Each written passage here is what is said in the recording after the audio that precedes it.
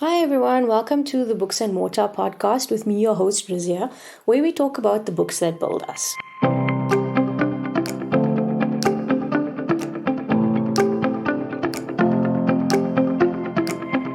So, this episode I'm going to be focusing on The Familiar by Leigh Bardugo. But speaking of the books that build us, is actually a quote by J. Christoph that I'd really like to share with you. And I feel it captures the idea of us being impacted by the stories that we read. So, here it goes. The books we love, they love us back. And just as we mark our places in the pages, those pages leave their marks on us. I can see it in you, sure as I see it in me. It's lovely. Alright, so The Familiar is the latest of Leigh Bardugo's novels, and it's a difficult one for me to review. I did not like the book, okay? But hey, we can't like them all, right? So I'm going to read the synopsis for you on the back. Please forgive my pronunciation of the names. I am not great at Spanish. So here goes. In a shabby house on a shabby street in the new capital of Madrid, Lucia Cortado uses scraps of magic to get through her days of endless toil as a scullion. But when her scheming mistress discovers the lump of a servant cowering in the kitchen is actually hiding a talent for little miracles, she demands Lucia use those gifts to better the family's social position. What begins as a simple amusement for the bored nobility takes a perilous turn when Lucia garners the notice of Antonio Perez, the disgraced secretary to Spain's king. Still reeling from the defeat of his armada, the king is desperate for any advantage in the war against England's heretic queen, and Perez will stop at nothing to regain the king's favor. Determined to seize this one chance to better her fortunes, Lucia plunges into a world of seers and alchemists, holy men and hucksters, where the line between magic, science, and fraud is never certain. But as her notoriety grows, so does the danger that her Jewish blood will doom her to the Inquisition's wrath.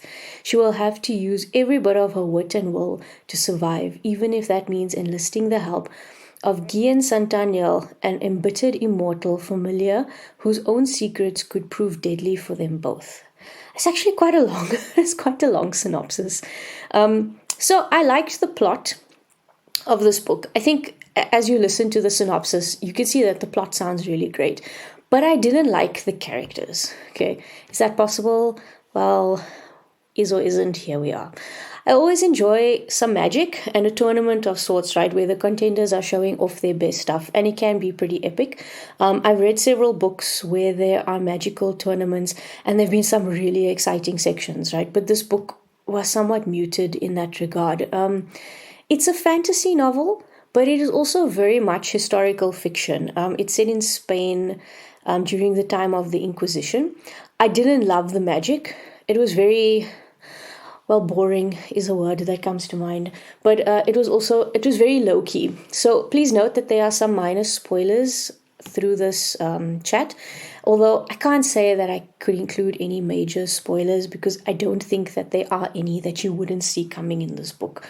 So The Familiar, as I mentioned, is set in Spain during the time of the Inquisition, and Lucia Cortado is the main character. When we meet her, she's a scullion girl, or essentially a maid, for Casa Ordonio under Donna Valentina and Don Marius, who fall on the lower end of the nobility scale. So Lucia is an orphan, and her biggest fear in life is that she should end up like her parents, both of whom died pretty unremarkable and forgettable deaths. So she's quite meek when we meet her, but she quickly becomes really bold and outspoken, and the transition between this felt very quick. It's literally in the space of a few pages, her demeanor seemed to change drastically, but apparently she's always been that way. Who knew? She has an aunt named Wallet, who managed to lift herself up in life by becoming mistress to a rich nobleman named Victor de Paredes. So Lucia visits her aunt occasionally, and she hopes that Wallet will use her connections and wealth to help lift Lucia out of her squalor, but she never does. So what makes Lucia special, though, is that she's able to perform these little miracles, or milagritos, by singing words in a combination of languages, and these spells or miracles have been passed down in her family. So she also carries another secret. She's a converser, which is a person of Jewish faith who has been baptized into Christianity to avoid persecution. But her family has continued to actually practice their religion in secret. But Lucia herself doesn't actually practice. She doesn't seem to know anything about her religion really. And honestly, I don't think that her being a converser or being a Jew had any real bearing on her character. I think that the course of the book would have pretty much gone the same way, even if she wasn't a Jew. So it's mentioned several times that if the authorities find out that she was Jewish, she would be persecuted because even though she is a converser, it doesn't really matter to them because, as her aunt says, they don't really see them as real Christians. But there doesn't ever seem like there's any real danger of this happening. It's mentioned a few times, but I don't really feel the urgency there. So Wallet practices Judaism in her home with her servant, but Lucia doesn't even know this. So you really wonder what kind of a relationship exists between aunt and niece. They seem to know each other, but do they really know each other? The story starts really when Donna Valentina discovers that Lucia is able to perform these little milagritos and she decides to use it to her advantage to raise their social status, right? So Lucia, I feel like she actually wanted to show off. She wanted to show Donna Valentina that she was special because she could have avoided this happening, but she chose not to. She made a conscious decision to show her that she's able to perform these little miracles. So eventually, though it earns Lucia the attention of the rather powerful Antonio Perez, who is the previous secretary of the king and is looking to regain some favor there. So Wallet hooks Lucia up with Don Victor de Paredes to protect her. But after seeing her powers, he enters her into this tournament organized by Perez, where the most powerful miracle worker will become the king's aide to help them in the war against the English. Okay, so to prepare her for the tournament, Victor's familiar, Guillen Santanel, is to train her and help her to hone her powers. So ultimately, the familiar is a love story, and it's obviously between Lucia and Santanel. He has a reputation as an immortal, and he's nicknamed the Scorpion. So everyone warns Lucia against him, saying that he's evil and that he made a bargain with the devil for his eternal life. This is somewhat true. He did strike a bargain that led to his current situation, but I can't say that I know it was with the devil, okay? In spite of everyone attributing negative connotations to his nickname, the Scorpion, actually, I liked the way that he looked at it. He says, Scorpions live long lives and choose when to use their sting. They pick their moment, so they're actually pretty sly, right? Very calculating creatures. Lucia enters this competition, and she has three competitors, Gracia de Valera, Fortune Donade, and Teoda Halcon. Again, please forgive my pronunciations. Like, Spanish really escaped me here. So it's very important that all of them prove that their powers come from a holy source. Otherwise, they will be persecuted as heretics. So this was really where I thought the fact that she was a converser didn't really matter because all three of them were in the same situation. They all had to prove that their powers came from holy sources, and it didn't really feel as though that was any kind of confounding factor for her. If the church doesn't like you, it'll kill you, and I don't think that having sufficient evidence is very high on its list of priorities when it comes to, ordering executions. So because it's a competition, of course, there's some sabotage and subterfuge that's going on between the contenders. But then it takes a pretty dark turn. There's one incident especially where they're watching a puppet show and the shadows come alive. And it was pretty dark. It was quite scary. So after this incident, Teoda is blamed. She's imprisoned. Gracia withdraws from the competition because it turns out that she was actually just looking for a husband. And it is now left between Lucia and Donade.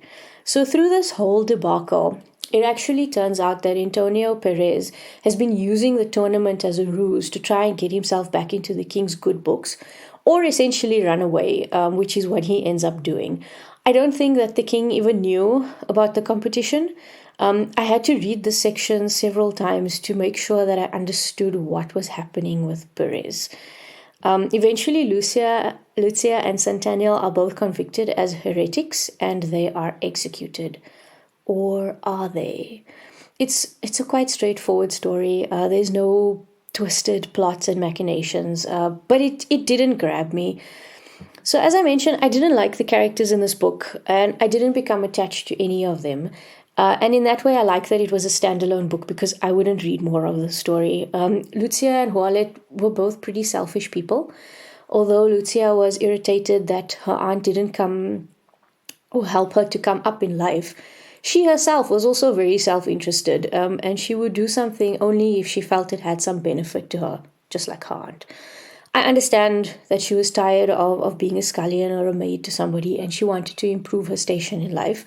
But it felt as though she would go to great lengths to make that happen. She's not essentially a good person or a bad person, but she's ambitious. And I think that unchecked ambition will turn you into whoever you need to be in a particular situation. She's also super cocky, and it feels like she's contrary just because she can be. It's just, she's just contrary just to be contrary. While it was not much better, I'm sure that she loved Lucia, but it felt as though she kept her at arm's length out of fear for herself, even though she was the one who taught her about the Milagritos. I also think that she was actually a little jealous that Lucia had a much better command over the magic than she did. So that said, the magic in itself was quite unremarkable. And okay, so even though Santaniel was the co-star here, I'm going to say this. He had no personality. There it is. I said it, right? Maybe it's a product of his immortality that he kind of just became grey. I suppose, when you live that long, nothing is new to you anymore. Nothing is exciting. Nothing stands out. And that's honestly just how I felt he was. He just stands around, he broods, and he goes off to kill somebody. Even Lucia describes him as an animated corpse when she first meets him. But it seems that the more time he spends around her, the more vital he becomes because he's able to absorb some of her magic. So he goes from a corpse to like a slightly lesser version of a corpse. But an animated corpse is not a flattering description, right? And then a slightly less dead corpse doesn't sound very attractive either. So am I asking too much from him? No. I want a hero that I can also love, right? When you read these stories where there's a romance, you want to be invested in these characters, right? I cannot love varying degree of corpse. It doesn't work for me. And I'm kind of judging Lucia now because just thinking about it. He doesn't smile. He doesn't say anything especially charming or intriguing. He doesn't make a joke. He's just there. And here's the thing, right, is that Leigh Bardugo has written some really great, really fantastic characters, especially those of the Crow's duology. So comparatively, these really just fell flat. And there wasn't any development or any depth to any of the characters. The only one who exhibited any kind of change was Valentina. And I actually liked her, if I really had to choose someone.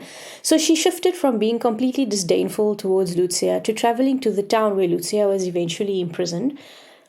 And she sent her clothes and food. Her character really softened, and she developed the courage to separate herself from her husband to try and find her own happiness.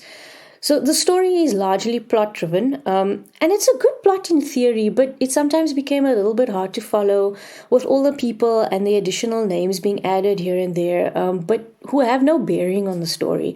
So as I mentioned, also I had to read some of the sections again just to make sure that I understood what was happening. There was one character that I feel I should mention. She's a playwright, and her name is Quiteria Escarrega. She makes these fleeting appearances, and she subverts the norm of caring what society thinks of her. She pops in and out of the narrative, and at some point I thought that she was becoming important, but then she wasn't. I think her appeal was the fact that she didn't care what people thought of her. And I think that although they were openly scornful towards her, a lot of the women were actually envious of her and they admired her. So there's another thing. The title of this book is The Familiar, right? And that is Santaniel. So he's not the main character, Lucia is. And while there is an explanation of what a familiar is and why he is called one, I don't think that there was enough emphasis on it for it to actually be the title of the book. It didn't flow for me. So as I mentioned, the book was set in Spain during the Inquisition. And there are a few historically accurate figures who feature in here. So Leigh Bardugo actually did quite a lot of research for this one. She has a whole bibliography in her author's note at the end, which, wow, I can really respect. So there's an interesting thing, about a country or a territory being governed by religious rule. And it's exactly, I think Lucia was the one who said this about it, is that it doesn't make people more devout. It makes them fearful. So they will actually say whatever they need to say, do whatever they need to do just to protect themselves and their families. And that's not real religion. It's not real devoutness. It's just self-preservation. So even though, religions are written to be perfect in their morality and their values, but the fact is that people are corruptible, right? So there's a lot of Spanish words that are scattered through the book, which made for slow reading because I had to look up definitions to make sure that I didn't miss anything. I've only really loved two of Leigh Bardugo's books, right? And this is The Crow's Duology. It's Six of Crows and Crooked Kingdom. So maybe I'll reread these at some point and then we can talk about them. I read her Shadow and Bones trilogy, but it was just because the series was coming out on Netflix and I didn't want to watch the series before I'd read the books. But luckily they were very short books and they were okay. I also only watched season 1 of the series. I started watching season 2, but I just couldn't get into it. I also read The King of Scars, which is a spin-off from Shadow and Bone. But honestly, I'm not really rushing out to get Rule of Wolves. But I'm wondering if that spin-off will get its own series as well. And then after that, the whole landscape of her writing changed with Ninth House. And it was the whole dark academia genre. So I tried reading this one as well, but I don't think I got past the second chapter because it was just too slow for me. The environment, the atmosphere was really dull, and the writing then also felt really dull. And The Familiar was really another miss for me, and I don't think that I will be rushing out to get her next book. Her work is very, very popular, though, and her books get a lot of traction on Instagram and TikTok, where she has a huge following. Just honestly speaking, though, I don't know why I finished The Familiar. So listen to this and really take it in, right?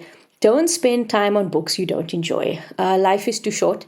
No one has to know that you didn't finish a book. There are too many great stories out there, honestly, to waste your time on something that doesn't appeal to you. I was one who always felt that because I started a book, I have to finish it. But I think I've kind of outgrown that now. But like I said, I don't know why I finished The Familiar, but I liked the plot, and I think that I just wanted to see where it was going to go. But I couldn't get attached to the characters, and it just didn't work for me. But don't finish a book if you don't like it. It's not necessary. Just move on to something else, and you'll enjoy it more. So, have you read any of Leigh Bardugo's books? What did you think? Which were your favorites? You can leave me a comment at the bottom if you're listening on Spotify, or you can hit me up at an email address, and that email address is booksandmortar2024@gmail.com. That's booksandmortar2024@gmail.com. I will reply to you because I love talking about books. Like, seriously, I can do this all day. So to round off the episode, I have some book-related facts for you. The book is about 387 pages long, just depending on the version that you get. It's also published by Penguin Random House. You can get the paperback at any major bookseller, and it retails for about 370 Rand. It is cheaper on Takealot, which honestly I think it almost always is. So my overall rating of The Familiar was 3 out of 5, which is a little bit lower than the Goodreads rating of 3.91. I suppose, you could round that up to 4 stars. Truthfully, I think I'm being a little bit generous with my rating. It's not a book I would recommend to somebody, and it's not a book I would read again. But if you heard something in here that maybe appealed to you, give it a read and then let me know what you think. I would be interested in hearing different opinions. So I use the Goodreads app to track my reading, to keep a to-be-read list, which honestly just keeps on growing. And then it gives me this nice little summary of my reading at the end of each year. It's free to sign up, so if it sounds interesting to you, sign up. And thanks so much for listening. Until next time, this is Books and Mortar with me, your host, Rizia, where we talk about the books that build us.